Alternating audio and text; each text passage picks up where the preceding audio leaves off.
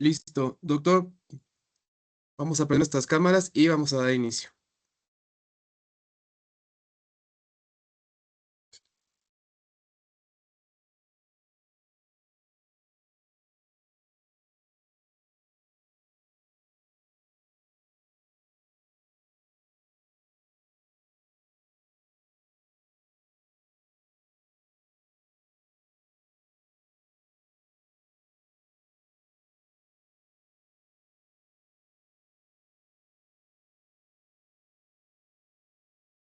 ¿Listo, doctor?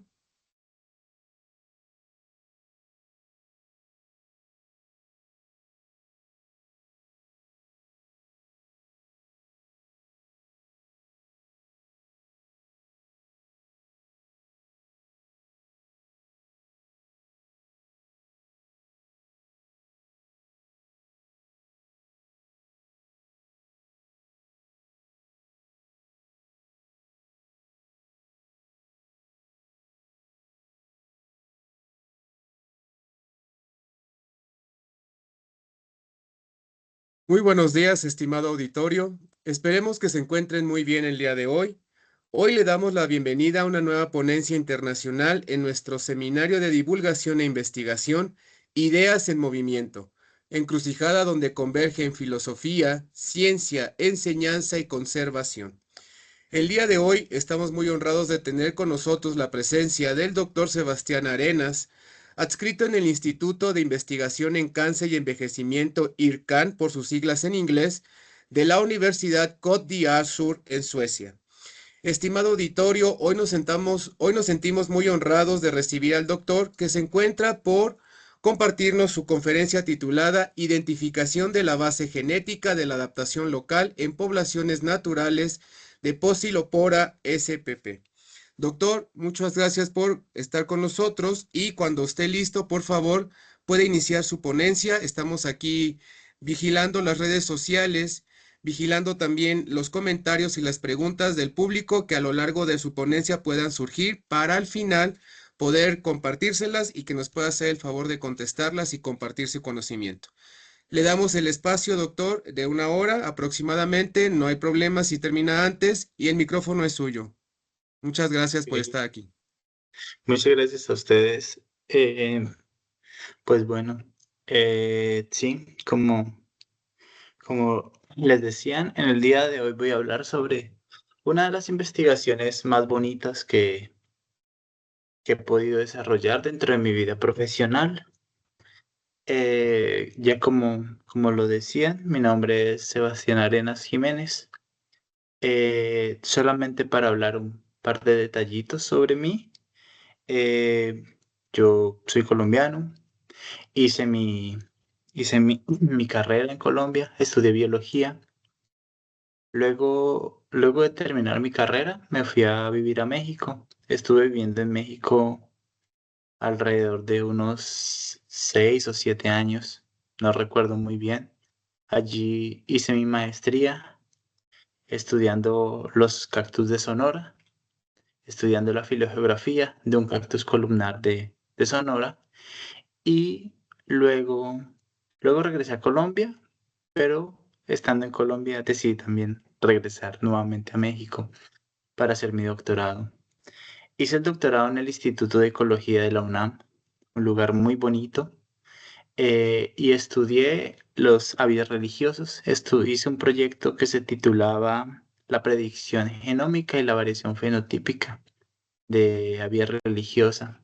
Entonces, realmente lo que nosotros hicimos fue validar ciertas herramientas estadísticas y genómicas que se han desarrollado desde hace varios años para, para humanos y para plantas, pero particularmente plantas de cultivo para cultivos principalmente. Entonces lo queríamos validar en especies naturales. ¿Por qué? Porque es lo que me gusta, lo que a mí siempre me ha interesado y más me ha gustado es estudiar las especies naturales, porque son las que se encuentran allá afuera, son las que responden de una manera muy fuerte al ambiente y las que nos van a dar una ventana muy fuerte sobre lo que es la adaptación en sí, son las que están enfrentándose a las diferentes variaciones día a día. Entonces, bueno, luego de hacer mi doctorado en la UNAM, me mudé a Francia. En Francia estuve viviendo más o menos 3 años y en mi último año hice un postdoc en este lugar que se encuentra en la primera diapositiva, en la Université Côte d'Azur, la Universidad de la Costa Azul, una universidad que se encuentra básicamente en la ventana del Mediterráneo francés, en una ciudad que se llama Niza, una ciudad hermosa, si alguna vez tienen la oportunidad de visitarla, con unas playas increíbles, con un azul turquesa que la verdad es muy difícil de imaginar, pero muy bonito de vivir. Bueno, hice mi postdoc allí en la Universidad de la Costa Azul, en un grupo que se conoce como IRCAN. Es un poco extraño porque realmente es un grupo que está muy enfocado en estudiar lo que es el cáncer y el envejecimiento, pero bueno, allí estábamos nosotros los que estudiábamos a las especies marinas. Entonces, dentro de este proyecto, lo que queríamos era estudiar diferentes complejos de corales. También hay gente que estudia principalmente las anémonas, pero bueno, en mi caso yo quería estudiar complejos coralinos. Por eso esta presentación se titula Identificación de la base genética de la adaptación local en poblaciones naturales de Posilopora especies.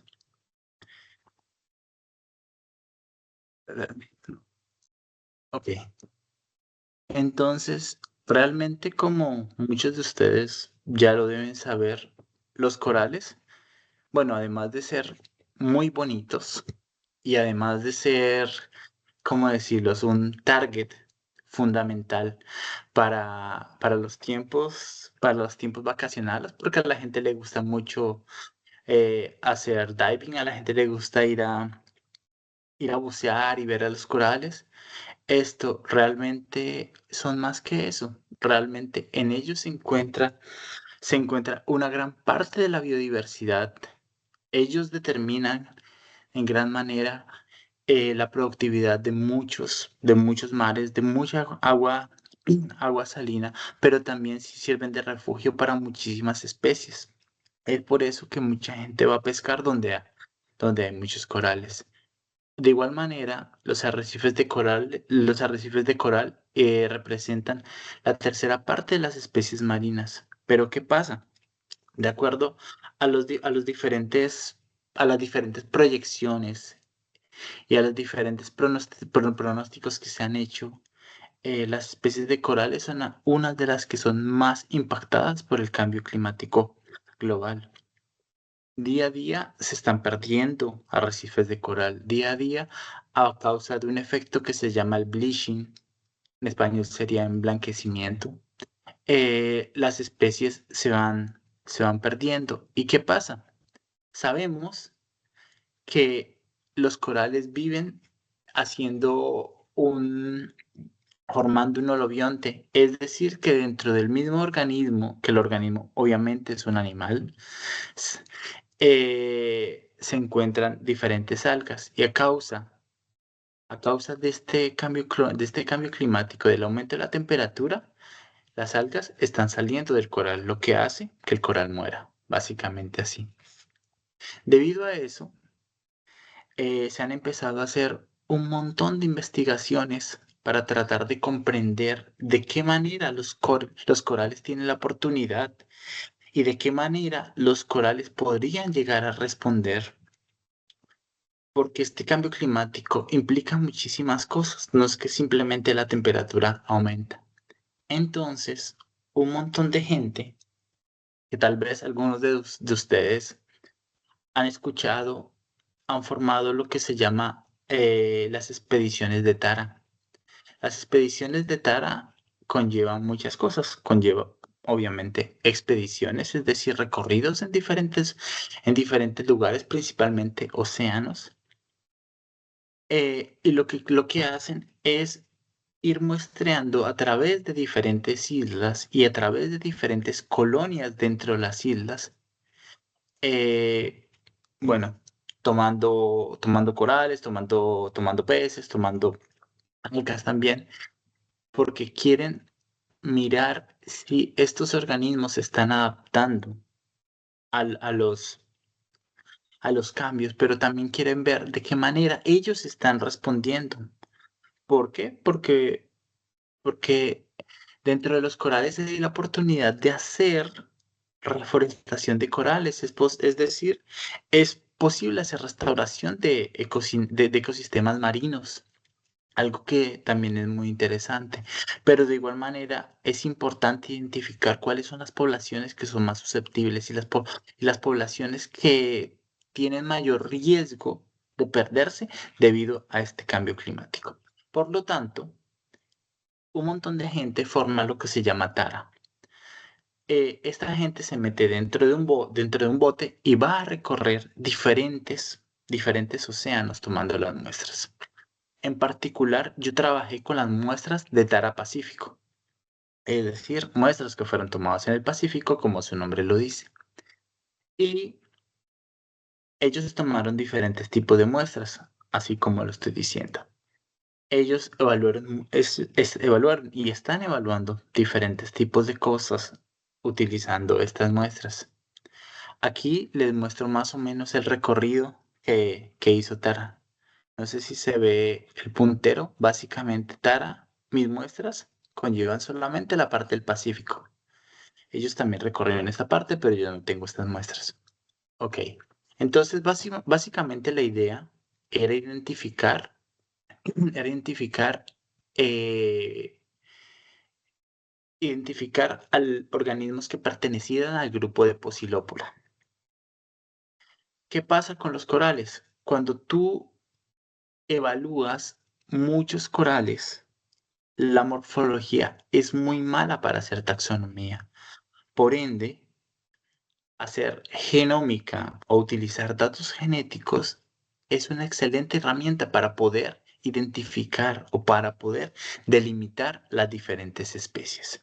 Entonces, así como yo lo decía, un montón de gente de diferentes lugares estuvieron viajando a través de 2 años, entre el 2016 y en el 2018, tomando diferentes muestras a través de diferentes islas.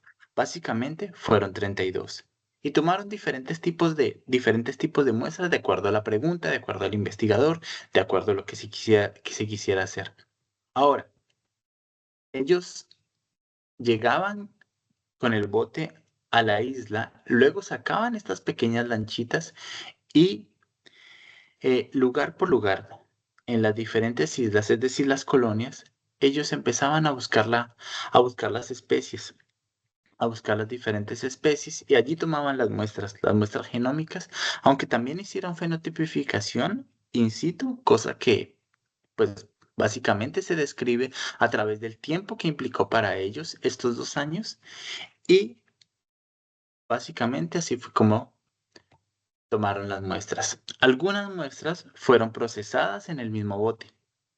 Algunas cosas fueron cuantificadas, como si recuerdo bien, por ejemplo, cantidad de antioxidantes, ROS, algunas reacciones básicas bioquímicas, cosas de ese tipo, porque para ellos, desde el punto de vista de la fenotipificación, el identificar lo que se conoce como biomarcadores fue un detalle fundamental. Esos biomarcadores básicamente podemos decir la cantidad de proteínas, por decir algo fácil, para saber si algunas colonias están produciendo más, otras menos. La cantidad de antioxidantes básicamente es ¿cómo decirlo? Es un proxy de que un organismo se encuentra estresado, como lo sabemos. Y pues bueno, como ya lo mencionaba, se estaban utilizando diferentes tipos de enfoque. Para algunas personas era mucho más importante el simbionte, para algunas personas la respuesta fisiológica, para otros la respuesta bioquímica y para otros, como quien les habla, los patrones genéticos. Entonces, básicamente, este proyecto que se había estado desarrollando me lleva a preguntarme y a plantearme diferentes cosas. La primera, ¿por qué el Océano Pacífico? Eh, Respuesta fácil, el Océano Pacífico es un excelente blanco del cambio climático. ¿Qué pasa?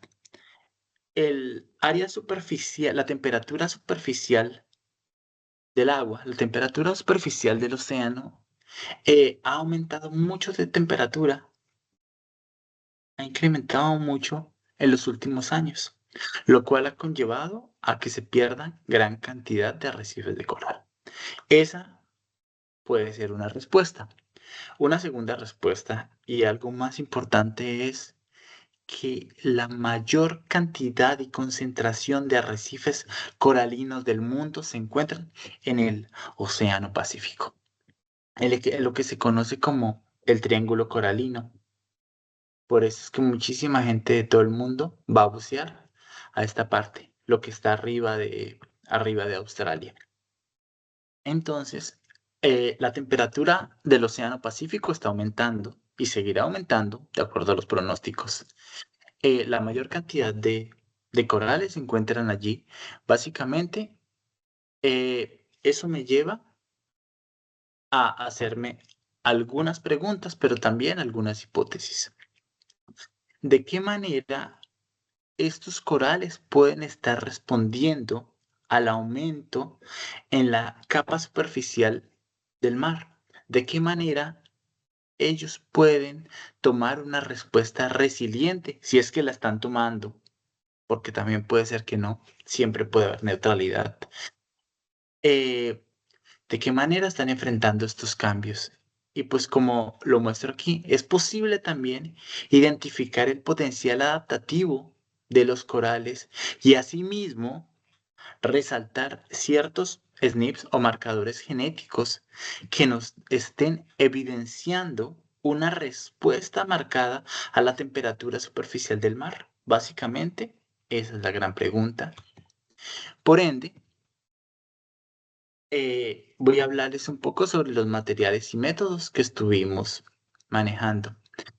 Eh, Realmente, en campo, las personas solamente se guiaron por una identificación más o menos morfológica.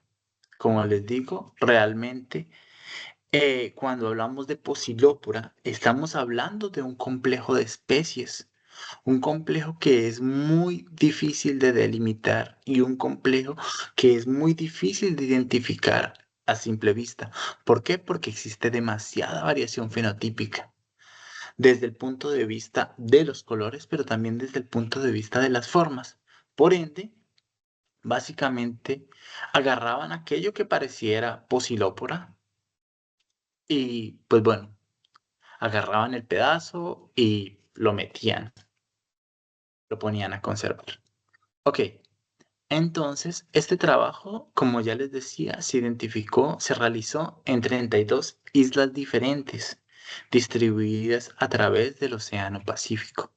En cada una de las islas marcaban tres diferentes sitios bastante separados uno del otro, así como les mostraba en la diapositiva anterior. Y de igual manera, en cada uno de los sitios marcaban tres diferentes colonias. De manera que más o menos por lugar íbamos a tener 9 colonias, más por isla, qué pena. Más o menos por isla íbamos a tener 9 colonias. Lo que pensábamos que era suficiente para tener una buena representación de, de la población o de la isla, si prefieren decirlo así. Ok, básicamente teniendo este tipo de datos, teniendo las muestras, comenzamos con con los análisis genéticos, teniendo la idea de que estos nos podrían responder cuántos linajes, grupos genéticos, pools genéticos, clústeres o como le quieran decir, tenemos dentro de todos los datos que nosotros logramos obtener. Eh, los datos que se estuvieron manejando fue una secuenciación de whole genome de muy buena calidad realmente. La secuenciación se realizó en un grupo que se conoce como Genoscope. Y pues bueno, la verdad es que esa gente está muy volada. La verdad es que la calidad que manejan y los métodos que utilizan para secuenciación está muy bien. Al final logramos retener más o menos 500.000 de SNPs luego de la limpieza, luego de los filtros, luego de eliminar aquellos que se encontraban muy ligados y ese tipo de cosas. Ok, realmente es posible que llegue a omitir algunos datos, alguna información que para gente que estudia la genética parece intuitiva. Sé que para todo el mundo no lo es. Si llega a pasar, pues pueden hacer alguna pregunta o lo que sea. Voy a tratar de ser lo más claro y fácil de entender posible. Ok, de igual manera, teniendo los datos genéticos, hicimos un estudio utilizando herramientas de genética del paisaje. Básicamente, el objetivo que tiene la genética del paisaje es identificar patrones espaciales y patrones temporales. En esta ocasión, pues voy a hablarles un poco más de los patrones espaciales, es decir, de la relación que hay con el ambiente. Porque así como lo decía la pregunta anteriormente, ¿de qué manera me estoy adaptando yo al ambiente en el cual me encuentro? ¿De qué manera estos corales pueden adaptarse a ese ambiente que es un ambiente marino, que es un ambiente dinámicamente cambiante? Entonces, básicamente hicimos análisis de genética del paisaje utilizando información ambiental que se encuentra en las diferentes bases de datos sobre ST o la temperatura superficial del mar. De igual manera, también se utilizaron diferentes índices de calor. ¿Qué pasa? Nosotros podemos decir que la temperatura superficial del mar, pues, es básicamente un patrón que está cambiando a través del año o que ha cambiado a través de los últimos años. ¿Vale? Es cierto, es eso, pero realmente existen un montón de variables y un montón de métodos para estudiar esta variación per se. Por ejemplo, algo que es muy claro es que se estudian también los máximos, se estudian también los mínimos, se estudia también el tiempo en el cual una temperatura llega a ser máxima. Se estudia también los tiempos en los cuales una temperatura llega a ser mínima. Estudia también los cambios anómalos que pueden haber en la temperatura, porque a bien o mal, de acuerdo a patrones y a protocolos, se habla de un cambio de temperatura a través del año y pues eso parece ser normal, pero en determinados momentos podemos llegar a picos muy calientes o a picos muy fríos. Eso es lo que se conoce como los cambios anómalos, cuando estás llegando a una temperatura que no es de la cual no se espera. Entonces, esos también son maneras para estudiar la temperatura superficial del mar, cuando hablamos de las temperaturas anómalas. Ok, entonces, finalmente utilizamos diferentes metodologías como tal de genómica del paisaje para responder la pregunta original, pero también para seguir un camino el cual me va a llevar a entender si al menos hay ciertos marcadores que me están llevando a suponer que estas especies se están adaptando. Ok, básicamente con los corales pasa un poco lo que está en esta diapositiva. Pues básicamente es una foto que saqué de internet. Todas estas especies pertenecen al mismo grupo. No me acuerdo si es un género o es familia, pero por cambios genéticos me llevan a obtener una amplia variación fenotípica. Como se dan cuenta, muchas de estas flores se ven completamente diferentes, pertenecen al mismo grupo y realmente lo que podemos observar es que el cambio genético, pues en algunas es bastante leve, pero la variación fenotípica que se tiene es mucha. De este lado, de la parte derecha de la diapositiva, pueden observar diferentes morfotipos de Pocilópora. Así como lo decía anteriormente, la variación que hay en los organismos es mucha. Y no es que cada una de estas sea una especie diferente. No, no como sucede con las flores. Realmente, así como lo decía, utilizar la taxonomía, utilizar la morfología en la taxonomía de algunos grupos coralinos, no todos realmente, eh, es algo bastante complicado. Ok, entonces voy a contarles así lentamente algunos de los diferentes resultados que obtuvimos. Ok, en la parte izquierda de la diapositiva pueden ver el mapa.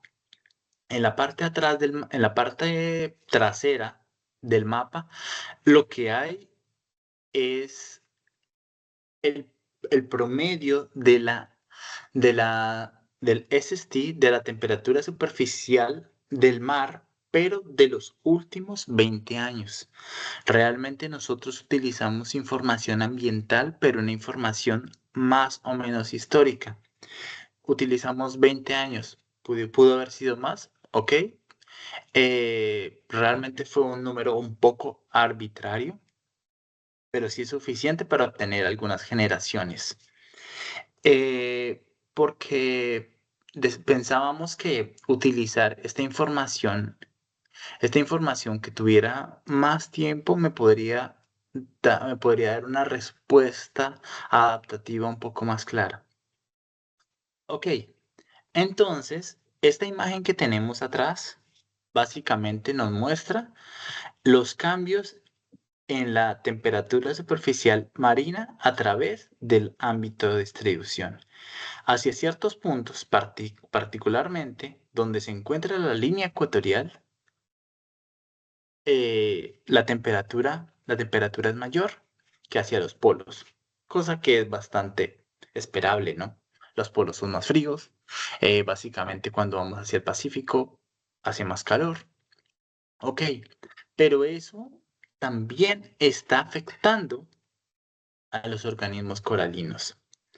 Ok, básicamente nosotros logramos encontrar 6 diferentes grupos genéticos luego de que evaluamos los marcadores moleculares que nosotros extrajimos. Encontramos la formación de 6 diferentes grupos. La primera pregunta que uno se hace es, ¿de qué manera se encuentran distribuidos? Podemos observar que el naranjo está principalmente más hacia el lado de América. Podemos observar que el morado y el azul está principalmente no hacia América, pero digamos que en la parte central del Pacífico, pero hacia la parte sur, lo que me puede estar sugiriendo que ellos de pronto prefieren un ambiente un poco más frío. El rosado realmente es bastante aleatorio. No, no lo logramos entender completamente, todavía no lo entendemos finalmente, pero el rojo y el verde se encuentran mucho más distribuidos, está más ampliamente distribuido. Por lo tanto, es posible que tenga mayor capacidad de adaptación. Ok, ¿qué podemos decir? Que ellas se encuentran distribuidas de una forma no aleatoria. parece ser que tienen ciertas preferencias y es donde un biólogo tiene que empezar a pensar si se debe completamente a adaptación o simplemente es porque los hijos no han podido llegar, porque no se ha podido llegar a reproducir tan lejos. De igual manera encontramos algunos naranjos por acá. Eso es una muy buena pregunta. Realmente no hemos estudiado nosotros particularmente las limitaciones biológicas que tienen ellos, pero lo que sí es claro es que hay ciertos grupos genéticos que se formaron y que los logramos identificar, los logramos discriminar y que tienen al menos algunos ciertas preferencias por algunas áreas. Ok, sabiendo que la distribución no es aleatoria, una de las preguntas que nos podemos hacer y que, bueno, ya lo había mencionado un poco, es si realmente existe adaptación hacia hacia la temperatura superficial marina. Y realmente lo que yo hice fue hacer una regresión lineal muy básica, obtener un estimado de diversidad genética, un estimado de varianza genética, porque sabemos que la varianza genética es la base de la evolución. Por ende, quería saber si la diversidad genética, lo que aquí llamo heterocigosidad observada, que es simplemente una manera de cuantificarla, está asociada con la temperatura superficial marina. Y lo único que hice para empezar fue hacer una regresión lineal, la cual fue significativa, la cual me mostró que al menos hay una pequeña prueba inicial para decirme que sí hay una adaptación. Por ende, empezamos a hacer cosas un poco más complicadas. Eh, no sé si la gente está muy relacionada con el tema de mapeo genético, con el tema de Manhattan Plots, con el tema de modelos lineales mixtos que se utilizan para hacer lo que se conoce como GWAS. Ok, eso no es algo muy importante.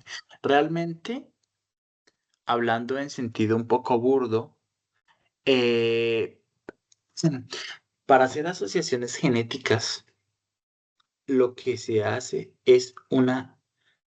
principalmente modelos lineales entre fenotipo o la variable ambiental, que básicamente, en términos prácticos, funciona de la misma manera. No es lo mismo, pero funciona de la misma manera.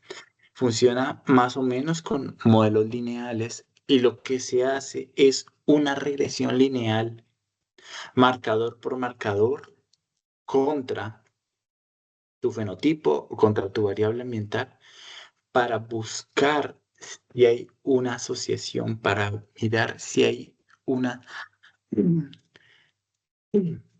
si hay un ajuste entre estos dos.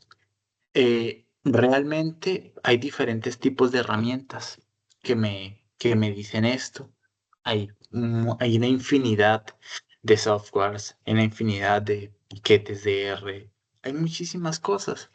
Eh, Algunos son más estrictos que otros, algunos utilizan unos modelos muy particulares, otros, la verdad es que el modelo original es algo muy básico, que simplemente es una regresión lineal. Entonces yo me quedé con el hecho de decir, ok, yo voy a hacer mis asociaciones utilizando diferentes metodologías y luego voy a mirar si esas metodologías me llevan para el mismo camino, suponiendo que si dos o más metodologías me dicen lo mismo, al menos tengo mayor probabilidad de obtener marcadores que estén asociados con la variable ambiental en cuestión.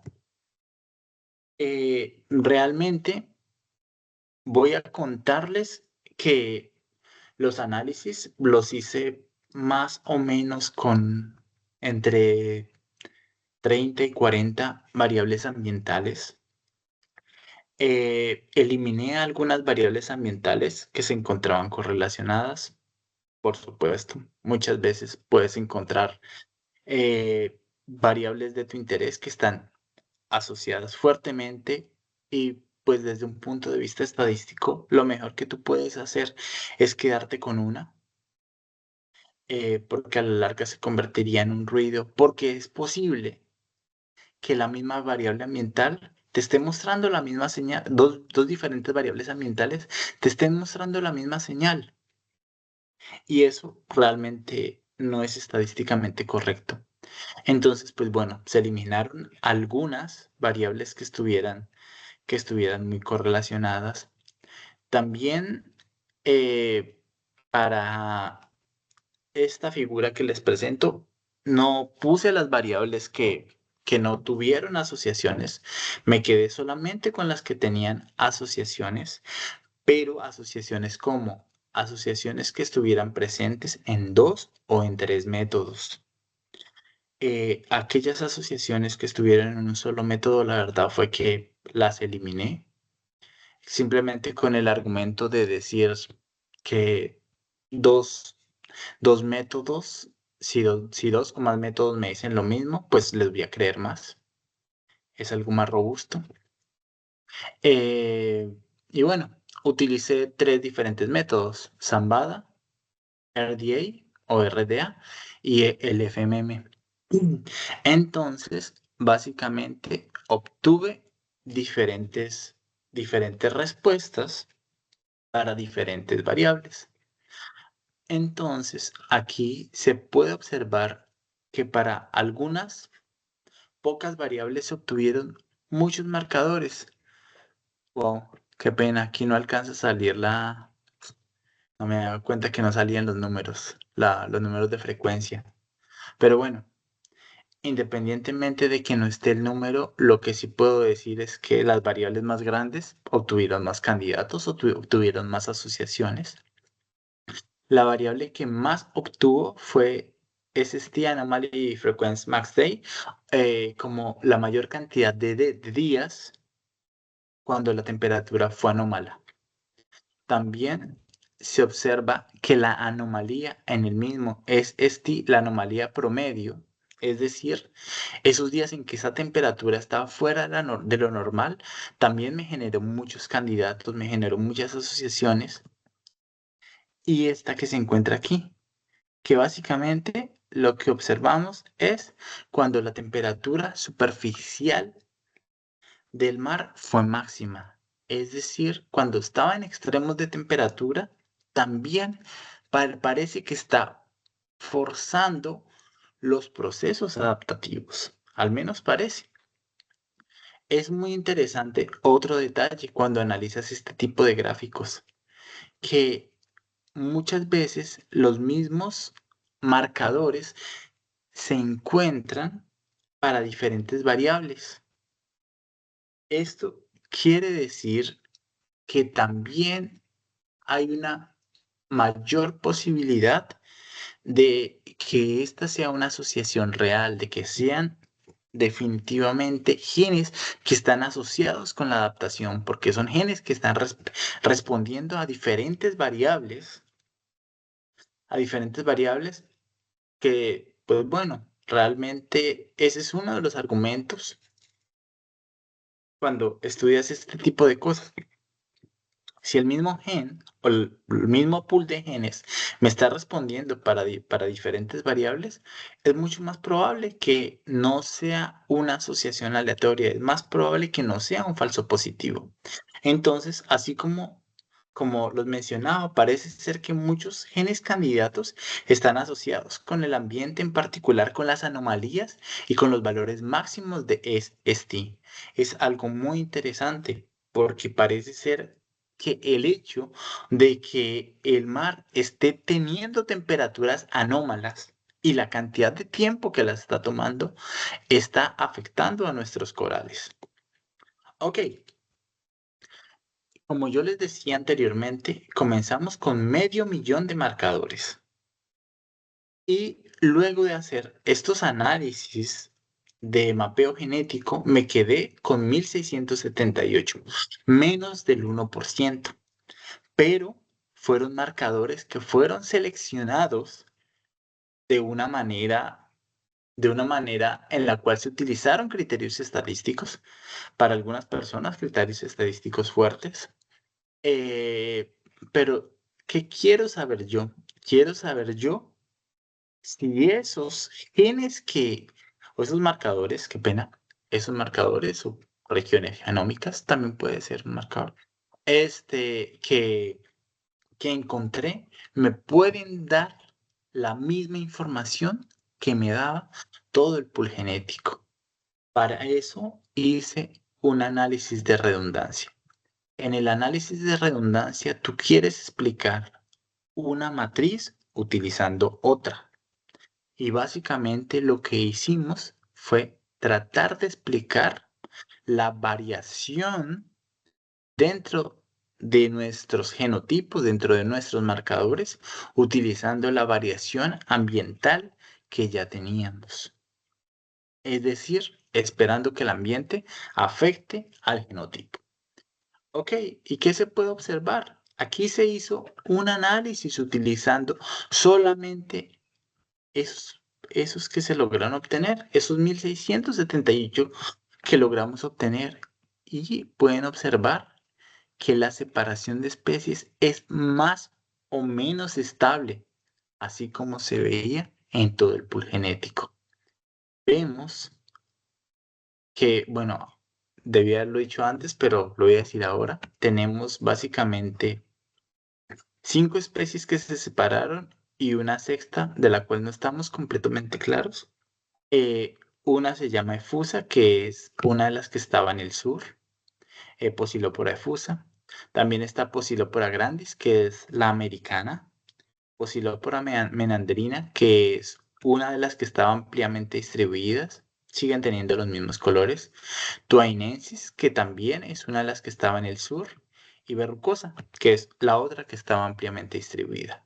La rosada, la cual nos sigue generando bastantes preguntas, le llamamos SBD6, pero pues para algunas personas parece ser que es Posilopora damicornis, que damicornis es una especie que tiene un fenotipo más diferente que el otro, que las demás, que parece ser que es más fácil de identificar.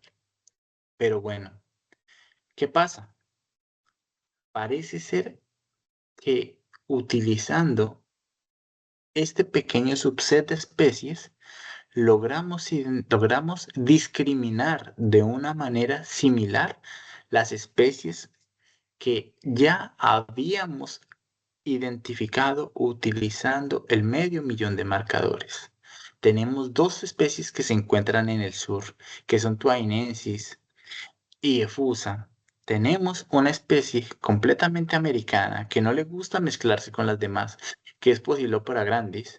Tenemos dos que están más cercanas entre sí y que están ampliamente distribuidas, que son Meandrina y Verrucosa. Y tenemos otra que parece ser que no le importa dónde está, ni parece que no le importa lo que esté pasando. Ahora, de igual manera que separamos las especies, también miramos cuál de las variables ambientales que estamos utilizando están siendo más importantes, lo siento, para la separación de las especies, que esto me lo puede decir el estudio. Y encontramos nuevamente una alta relación con variables que están relacionadas con un SST anómalo. Encontramos que la que más está afectando es el SST anomaly mean, o sea, el promedio de la temperatura superficial marina cuando es anómala, pero igualmente la frecuencia en los días, la cantidad de días en que esto ocurre también está afectando, también tiene una fuerte influencia en el modelo Y bueno, también la temperatura mínima. Es muy importante cuando estás estudiando una especie marina que cuando alguien te habla de que hay un cambio en la temperatura superficial marina, no pensemos directamente en el hecho de que la temperatura está aumentando. Recordemos que al hablar de anómalos hablamos de máximos, pero también hablamos de mínimos. Ok, y de igual manera hay otras variables que también que están afectando, como de por sí la temperatura promedio y la temperatura máxima. Ok, entonces algo muy importante es que con un pequeño subset de SNPs que se seleccionó utilizando herramientas de genética del paisaje, podemos tener respuestas muy similares a las que obtuvimos o a las que presentamos cuando utilizábamos el set original. Ok, luego hicimos algo bastante divertido, que fue hacer un enriquecimiento por GoTerms. Básicamente lo que haces es mirar esos marcadores genéticos que tienen si se encuentran dentro de un gen real o no, porque básicamente hacer una secuenciación o bueno, hacer como tal la extracción y digestión y preparación de datos genéticos te va a conllevar a meter todo el ADN, simplemente molerlo como si fuera una licuadora y luego vas a obtener un montón de cachitos, un montón de cachitos. Pero es posible que esos cachitos se encuentren dentro de genes reales, como también es posible que no. Pero lo ideal es tratar de encontrar genes que se encuentran dentro, de tratar de identificar marcadores que se encuentren dentro de genes reales para saber si realmente hay una respuesta adaptativa o no la hay. Entonces, aquí lo que yo les presento fue marcadores que logramos mapear dentro de genes reales y esos genes están relacionados en gran manera en la estructuración del esqueleto coralino.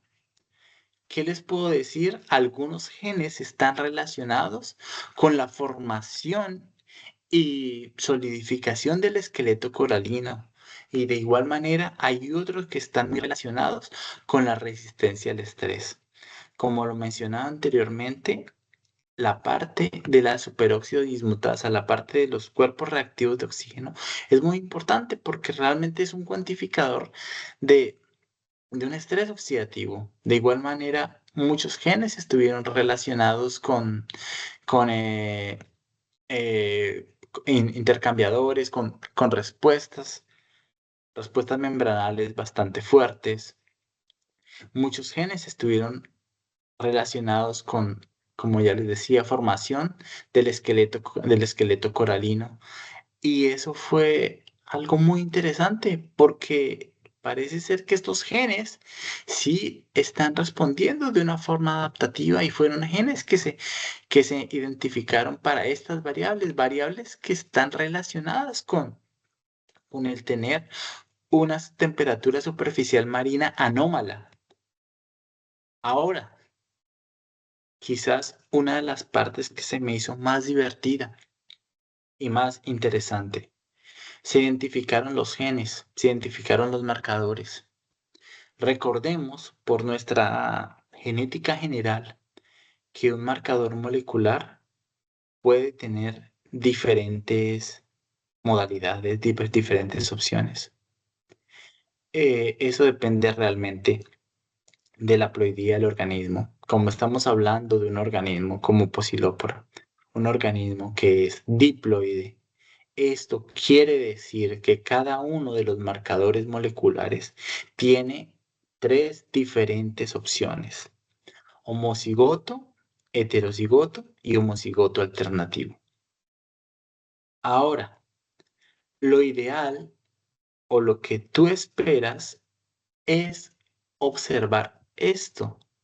Diferentes genotipos dentro del mismo marcador molecular está adaptado a diferentes magnitudes para la variable de interés. Eso es lo que se conoce como la selección natural. Existe unos cambios en las frecuencias de los alelos, es decir, los alelos están respondiendo de diferente manera dependiendo de tu genotipo, están respondiendo a diferentes magnitudes de tu variable de interés. No es algo particular que sucede para los corales, realmente es algo que puedes observar en muchos estudios y esta gráfica nos muestra que existen diferencias significativas entre los diferentes valores de SST anomaly frequency max, número de días en que la temperatura es anómala con con el genotipo. Es decir, que para este genotipo le toca enfrentar más días donde la temperatura es anómala. Y particularmente, estamos hablando de este gen. Un gen que está relacionado con un estrés desde el punto, desde el intercambio catiónico. Y esto que vemos aquí, espérame, qué pena. Sí, sí, sí. Sí, este que vemos aquí es el del alfa carbónica anhidrasa, que es muy importante para la formación del esqueleto coralino. Podemos observar básicamente lo mismo. Ese gen es sensible al hecho de que la temperatura superficial marina esté pasando por días anómalos. Ahora, ¿sabemos eso? Eso no lo dice la teoría, pero ¿qué más nos interesa saber? Lo que tenemos más hacia la derecha. Sabemos que tenemos diferentes especies dentro de nuestro pool genético. Y cuando analizamos el pool genético como un todo, encontramos diferencias significativas. Pero aquí lo que podemos observar es que ese patrón no se replica en todas las especies. No necesariamente los cambios de esta manera suceden para todas las especies. ¿A qué se debe eso? Pues posiblemente a que la distribución es más restringida para algunas especies que para otras. Pero podemos observar que para algunas especies se cumple y para otras no. Cosa que es muy interesante porque la variación no está sucediendo de la misma manera para todas las especies. Es un patrón especie específico. Y lo mismo sucedió para las otras. Realmente ese cambio, esa variación en la magnitud de la variable no responde de la misma manera para todas las especies. Es exactamente lo mismo que les digo acá. Básicamente es algo que vemos a nivel de especie. Ok, ahora aquí lo que yo quise hacer fue básicamente mapear el, ¿cómo se dice? La composición genética, básicamente. Pero esto se realizó también para ese pequeño pool de especies. ¿Qué es lo que tengo acá? Acá lo que tengo son algunas de las variables más importantes, algunas de las variables que me generaron mayor cantidad de candidatos. Y en la parte de atrás de los mapas, lo que les estoy mostrando es cómo está variando esa variable a lo largo del área de distribución. A medida que vas aumentando, a medida que va aumentando, el color verde significa que hay mayor, eh, mayor cantidad de días donde la temperatura es anómala. Pues básicamente viniendo hacia el Pacífico americano. Y un patrón parecido sucede aquí. Aquí lo que tenemos es el SST Anomaly Mean. Básicamente el promedio del SST anómalo, ese promedio en que sea mayor que otros. Ok, y en los pequeños cuadritos lo que tenemos es la composición genética. Básicamente esto es un análisis de componentes principales espacial que se desarrolló utilizando los datos genéticos de ese subset de SNPs que se logró obtener con nuestros estudios. ¿Y qué puedo mostrarles acá? Existe una relación lineal entre los cambios de la variable ambiental con los cambios en la composición genética. Aquí el ajuste fue bastante alto, fue de 0,52, es decir, del 52%. Aquí pues también fue bastante alto, lo cual es una evidencia espacial de que nuestros marcadores están comportando de diferente manera a lo largo del ámbito de distribución. Y no es totalmente claro, no es totalmente sólido, qué pena, para argumentarlo, pero sí es una fuerte evidencia para suponer que la variación genética está respondiendo a la variación en el ambiente. Así como le digo acá, la variación genética adaptativa espacial está respondiendo a las anomalías de SST. El color en el agua indica variación en los diferentes variables de SST y los cuadros pues básicamente es la composición genómica. Y esos scores que tenemos básicamente simplemente me están mostrando la variación genética que está vinculada a una variación espacial. Finalmente, algunas de las conclusiones que pudimos obtener. La primera es, el estudio reveló una estructura genética espacial con variabilidad genética estrechamente ligada a las anomalías de SST, lo que evidencia una adaptación local al estrés térmico. El estudio logró identificar SNPs candidatos vinculados a gradientes ambientales, lo que indica posibles LOCI involucrados en la adaptación a anomalías de SST. Y finalmente, los resultados sugieren que Posilópora varía en su capacidad de adaptación al cambio climático, lo que subraya la necesidad de esfuerzos de conservaciones regionales. Aquí básicamente pueden mirar cómo es el cambio entre un arrecife sano, un arrecife que empezó a tener bleaching, y aquí al final tenemos uno muerto a causa de eso. Pues finalmente nunca me voy a cansar de agradecerle a toda la cantidad de gente que está participando en Tara.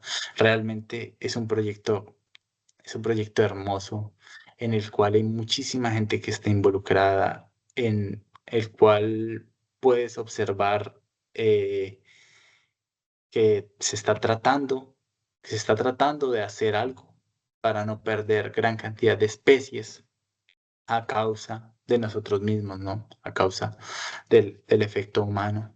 Aquí pues está la foto del bote. Otro detalle, así como por chisme, es, como les dije, el primer expedición que se hizo en el Pacífico empezó en el 2016. Ahora, en este momento se encuentra el segundo bote en el Océano Pacífico tomando muestras.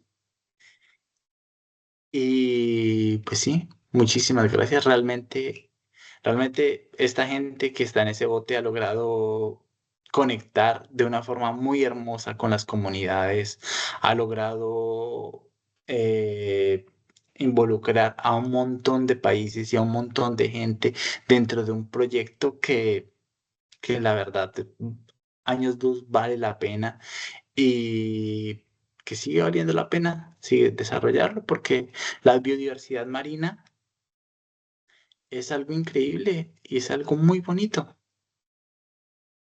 Muchas gracias. Muchas gracias, doctor, por esta ponencia que hoy por hoy en el ámbito mundial queda como anillo al dedo. Y aquí el público nada más dejó dos preguntas. La primera es, ¿cuál es su opinión como experto, aparentemente en la investigación ambiental, del impacto del calentamiento global sobre la biodiversidad marina en general? Pues lo primero es que yo no soy experto. Yo no soy experto en ambientes marinos. Realmente yo hice mi doctorado en árboles forestales, pero tengo mi opinión y puedo darla.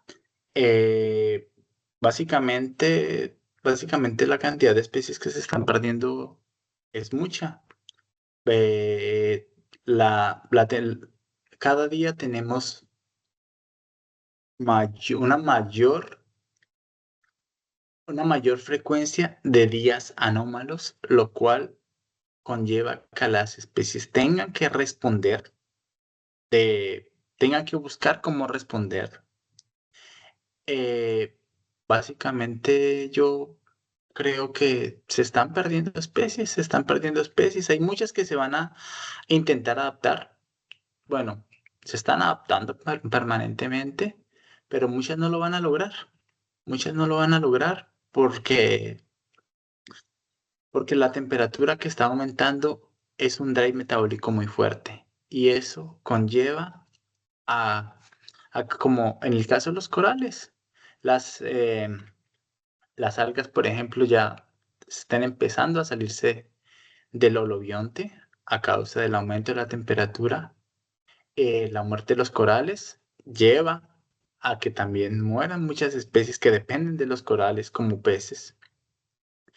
Sí, básicamente, básicamente algunas van a lograr adaptarse, otras no. Es un efecto completamente dinámico que no tiene freno, que no tiene reversa.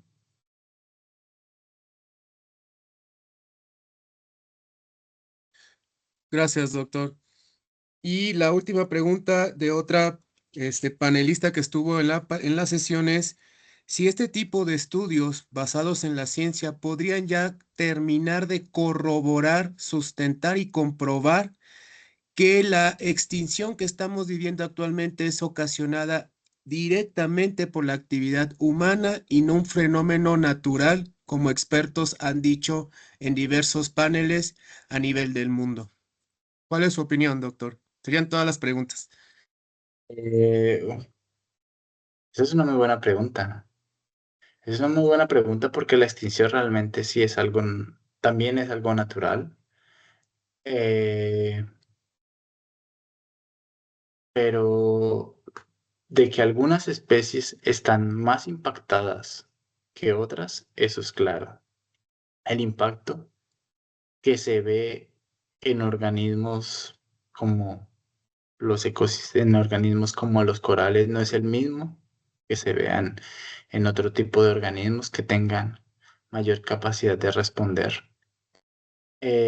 Yo pienso que sí puede ser un soporte muy fuerte, un sustento muy válido, pero también es cierto lo que se ha dicho, o sea, básicamente sí, la extinción es un proceso que también es natural, hace parte de cómo funciona la dinámica de la biodiversidad. Muchas gracias, doctor.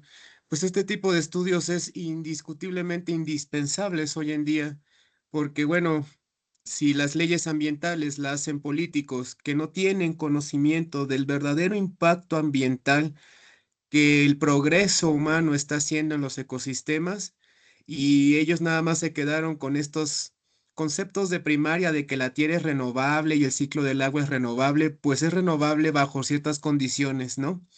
Condiciones que han sido llevadas al extremo por la ambición humana en aras del progreso, pero pues desafortunadamente no ha ido a la par. Mientras que el progreso va a la alza, la biodiversidad y los recursos naturales se están agotando. Doctor, pues le agradecemos mucho el haber compartido esta hora de conocimientos con nosotros. Ahorita en una ponencia de una hora se ve poco, pero estar muestreando a lo largo de millas náuticas, pues no lo hace cualquiera. Eso habla de un amor por la ciencia. habla de un amor por su carrera y pues se nota y es palpable al momento de que se emociona cuando nos comparte esto. Yo, a nombre de la Red de Investigación del Conservamiento y Aprovechamiento de los Recursos Naturales, Red Cavern, le extiendo formalmente la invitación para volver a regresar con nosotros, platicar más de estas situaciones medioambientales, cómo la ciencia puede ser una herramienta real y aplicable fuera de los laboratorios para la conservación de nuestros recursos naturales limitados. Doctor, pues le agradecemos Gracias. muchísimo. Le estaremos haciendo llegar su constancia vía correo electrónico. ¿Algo más que ¿No? quiera decirle al auditorio, doctor, antes de despedirnos? Eh, no, realmente no. Simplemente muchas gracias a todos ustedes por la invitación. Muchas gracias a las personas que se quedaron hasta el final y a los que escuchan estos temas. No, simplemente el mensaje que puedo decir es que si estudian algo, que lo estudien con pasión y que les guste. Y, y que cuando ven este tipo de cosas en un ambiente natural, uno realmente siente el pago completamente. Es algo muy bonito. Muchas Muchas gracias, gracias. doctor. Gracias.